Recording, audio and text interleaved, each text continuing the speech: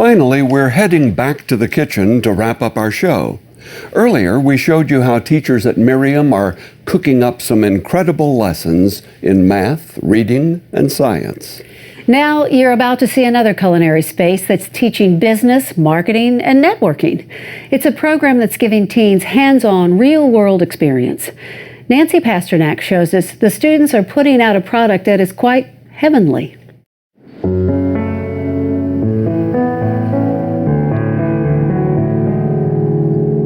Just a mile north of the busy Grand Center in St. Louis sits the Jeff Vanderloo neighborhood, a community hit hard by poverty, filled with vacant buildings, graffiti, and many nights crime. I asked the kids, what do we need to do to make this a better, safer community for you to live in? And they all said jobs, we need jobs. Jobs are scarce for adults here, let alone teenagers.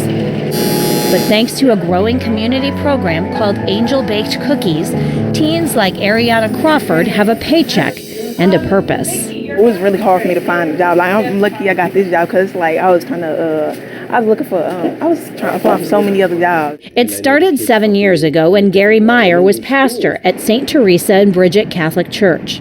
He wanted to give kids jobs they could get to by walking or riding the bus after school. I want to keep kids in safe environments where they have places to grow, and places to be and feel productive and learn. His idea was simple: bake cookies in the church basement, then sell them locally.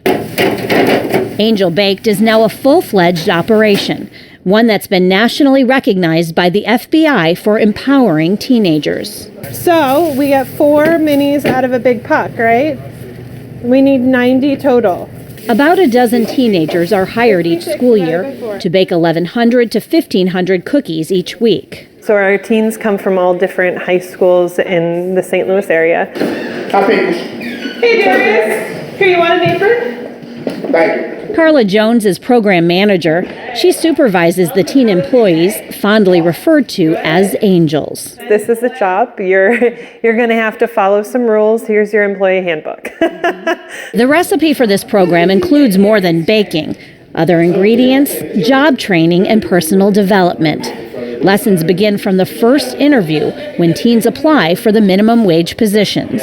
We give them ideas of what might be a good idea to work on for the next interview they do, feedback on their application. The teens learn simple things like don't use your cell phone during your shift to more complex concepts like product marketing. There's also a lot of math and computing. They do all the division and all the multiplying, which it's sort of neat. It's something that they don't have to do without a calculator anywhere else. Angel Baked has been a blessing for students like graduate Marshall McGee. It gave me something to do after school besides being in the streets. McGee was struggling in school and in life when he became an angel. He's now in his second semester of college and landed a new job. I learned good responsibilities, time management, following directions, and working with others. The program works for several reasons. The mood is often light. These are Angel Baked cookies, the best cookies. They taste like heaven. The teens get to know each other and Carla, who serves as boss, mentor, tutor, and friend. Each shift begins with a moment of reflection. And we're just going to take a moment now and just center ourselves. Then they'll sometimes talk about school or social issues. Sometimes they'll learn about conflict resolution or anger management. We'll have workshops that are relevant to the teenagers' lives and also to help them with job development and skill development and training and giving them opportunities to learn and grow. Parent Nicole Ali has noticed a positive change in her teen. At one time, she was kind of really reserved. She didn't talk too much. But now I see her being more outgoing. Angel Baked cookies can be found in St. Louis grocery stores like Straub's and Schnucks and in local coffee shops like the Washington Avenue Post. The teen angels often go into stores to pass out samples and tell customers about the cookies. They get to be the one in charge, and they get to show who they are and who our organization is in a really great light. There are many jobs involved in the cookie process.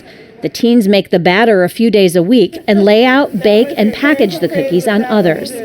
Even while washing dishes, they're making friends and learning, sometimes not even realizing it. This is fun. I like doing this every day, coming to her making cookies and you know, then you're around people, you know, you're around kids and, you know, you're having fun. And then it's not like, it don't really feel like work. The group is always looking for new ideas, their latest, new mini cookies that will soon hit store shelves. Right now, the group depends on grant money to cover about 60% of its operation. Donations and cookie sales cover the rest of their costs.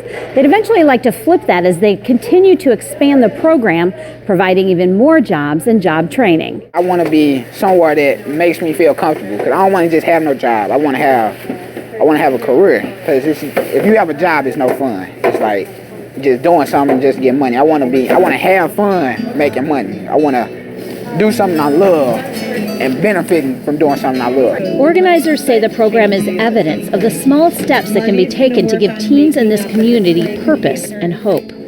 Angel Bakes stresses the value of education, and in the last few years, 100% of the student employees continued on to higher education. And we have some of those cookies right now.